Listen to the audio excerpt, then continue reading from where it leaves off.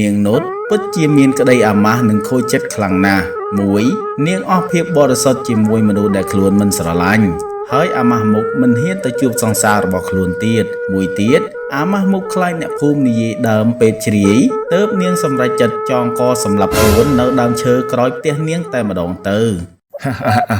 មកធ្វើអីបើមកមិនផឹកបើមិនផឹកតើមកធ្វើអីផឹកស្រាផឹកដើរខ្លួនឯងតើផឹកធ្វើអីផឹកឲ្យគេសែងទើបហៅថាជាអ្នកល្បីអាបឿនឯងដើរជាមួយអញគឺសប្បាយអញ្ចឹង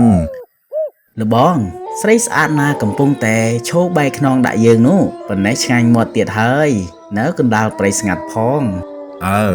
ឯងនៅចាំផ្លូវឲ្យយើងទុកឲ្យយើងជាអ្នកទៅจัดការនាងអូនស្រីហេតុអ្វីក៏ឈោបែកខ្នងតែម្នាក់ឯងនៅក្នុងព្រៃស្ងាត់យ៉ាងនេះបងឈ្មោះបងយុទ្ធបងជាកូនអ្នកមាននៅក្នុងភូមិក្បែរនេះបងមានទ្រព្យសម្បត្តិច្រើនណាស់ស្រឡាញ់បងទៅអូនចាបងអូនផ្ទះនៅក្នុងព្រៃនេះឯងអូននៅតែពីអ្នកយាយអូអញ្ចឹងទេអូនកុំព្រួយបារម្ភអីយកបងជាគ្នាទៅមានបងមួយអូនមិនខ្លាចអ្នកណាទាំងអស់ហើយអូនបែកខ្នងមករកបងធ្វើអីមិនងាកមុខមកអូនបងចង់ឃើញមុខអូនណាអាបឿនគឺខ្មោចនាងនុតទេតើនុតកុំធ្វើបាបបងអី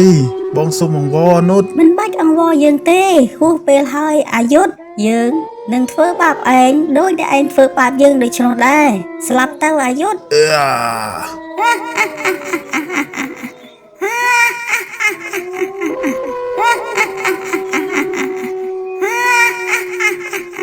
ណែម៉ែវាដើរឲ្យលឿនបន្តិចមកព្រោះចិត្តយប់ហើយប្រយ័ត្នឆ្លងមិនផុតព្រៃនេះចាំផងវាដើរលឿនអីក៏លឿនម្លេះម៉ែអូនដូចជាមានអារម្មណ៍ព្រឺខ្នងមិនទេនៅក្នុងព្រៃនេះម៉ែវាឯងមានអារម្មណ៍តែផ្ដេសតែផ្ដាស់កុំនិយាយច្រើនឆាប់ដើរឲ្យលឿនមកពូមីងប្រញាប់ដើរលឿនទៅណានៅលេងជាមួយនឹងខ្ញុំសិនទៅខ្ញុំនៅក្នុងព្រៃនេះអត់សុខណាស់មីងណែម៉ែវាបងដូចជាឮសំឡេងមនុស្សស្រីឯណាហៅពួកយើងវាឯងហត់ពេកឃ្លានបាយឡើងរវីរវាយនិយាយតែប្រេតតែប្រហើយមិនមែនទេអូនបងឮល្វើយតាមខ្យល់ហាក់ដូចជាសំឡេងមនុស្សស្រីហៅពួកយើងឲ្យឈប់សិនពូមីងគឺខ្ញុំជាអ្នកហៅពូមីងកុំតន់តាណានៅលេងជាមួយនឹងខ្ញុំសិនទៅចាំខ្ញុំធ្វើបាយម្ហូបជូនមីងពិសាបងមើលខាងលើនោះបងខ្មោចនឹងនុតណាបងខ្ញុំមិនលេងចូលទេខ្ញុំទៅមុនបងសិនហើយចាំបងផងអូនចាំបងផងឈប់សិនពូមីងឈប់សិនខ្ញុំទៅជាមួយដែរចាំខ្ញុំផង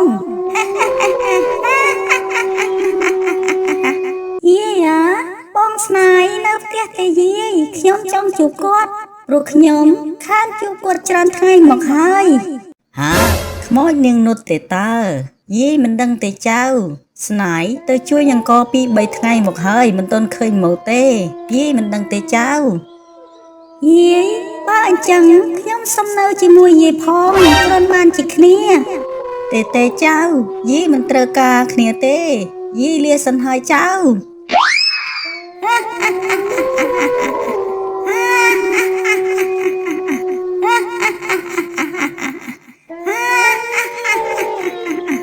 អស់ជាច្រើនថ្ងៃមកហើយដែលអ្នកភូមិស្ទើរតែមិនហ៊ានចេញពីក្រៅផ្ទះទៅស្រែចម្ការដោយសារតែពួកគាត់ខ្លាចខ្មោចនាងនុតចេញលងបន្លាចពួកគាត់រហូតដូច្នេះហើយទើបពួកគាត់ទាំងអស់គ្នាបានទៅនិមន្តលោកឪនៅវត្តដើម្បីជួយបង្ក្រាបខ្មោចនាងនុតក្រាបថ្វាយបង្គំលោកឪពួកខ្ញុំករណាពិតជាមិនអាចរស់តទៅទៀតបានទេដោយសារតែខ្លាចខ្មោចនាងនុតលោកបន្លាចរាល់ថ្ងៃដូច្នេះហើយមានតែលោកឪមួយអង្គទេដែលអាចជួយពួកខ្ញុំកណាបង្ក្រាបខ្មោចនាងនុតនោះបានពិតមែនហើយលោកឪសូមលោកឪទៅជួយហាមឃាត់ខ្មោចកូនកណាកុំឲ្យលោកបន្លាចអ្នកភូមិបន្តទៀតអីពិតមែនហើយលោកឪសូមលោកឪទៅជួយនិមន្តបង្ក្រាបខ្មោចនាងនុតផងព្រោះវាលងខ្ញុំស្ទើរតែជ្រុះសក្បាលអស់ទៅហើយមិនអីទេញោមបើពួកញោមមកពឹងពោអាត្មាហើយអាត្មានឹងជួយទៅបង្ក្រាបខ្មោចនាងនុតនោះចុះកុំឲ្យនាងបន្តលងបន្លាចអ្នកភូមិយើងតទៅទៀត អ ក្រោយពីមានសង្ឃដីកាហើយលោកឪនិងអ្នកភូមិក៏និមន្តនឹងធ្វើដំណើរចូលទៅក្នុងព្រៃដើម្បីទៅបង្ក្រាបខ្មោចនាងនុតនៅទីនោះ អើយញោមនុតអើយញោមនៅទីណាឆាប់បង្ហាញខ្លួនមកអ្នកភូមិមានការខ្លាចរអាញោមខ្លាំងណាស់សូមញោមបង្ហាញខ្លួនឲ្យអាត្មាបានឃើញផង ពេលនោះខ្មោចនាងនុតក៏បានបង្ហាញខ្លួននៅចំពោះមុខលោកឪក៏ដូចជាអ្នកភូមិឲ្យបានឃើញស្ដែងតែម្ដង កណាសូមថ្វាយបង្គំលោកឪនិមន្តមករកកណាដល់ក្នុងព្រៃតែម្ដងហើយ ញោមអើយសូមញោមអហោសិកម្មឲ្យអ្នកដែលបានសម្លាប់ញោមទៅពួកគេក៏បានស្លាប់ទៅអស់ហើយសមនឹងកម្មពៀដែលពួកគេបានសាងហើយសូមញោមឈប់លោកបន្លាចអ្នកភូមិទៅទៀតទៅព្រោះពួកគេខ្លាចញោមខ្លាំងណាស់សូមញោមទៅចាប់ជាតិនៅភពថ្មីដែលសមគួរទៅចុះញោម មែនហើយអូននុតសូមអូនអហោសិកម្មឲ្យពួកគេចុះបើមានជាតិក្រោយមែនពិតសូមឲ្យពួកយើងស្រឡាញ់គ្នាដូចជាតិនេះម្ដងទៀតសូមអូនទៅកាន់ឋានសុគតិភពថ្មីទៅចុះមែនហើយកូននុតសូមកូនកុំលងបន្លាយអ្នកភូមិបន្តទៀតអីកូនទៅចាប់ជាតិនៅភពថ្មីចុះពុកម៉ែចេះរក្សាខ្លួនឯងហើយសូមកូនកុំបារម្ភនឹងពុកម៉ែអី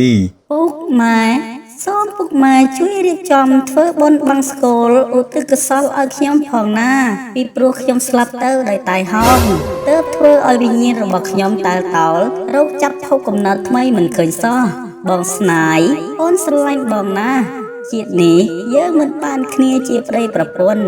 សូមឲ្យជាតិក្រោយយើងបានគ្នាជាប្តីប្រពន្ធទៅចុះកុំឲ្យប្រត់ប្រាស់ដោយជាតិនេះអី ពុកម៉ែខ្ញុំលាសិនហើយបងស្នាយអូនលាបងសិនហើយ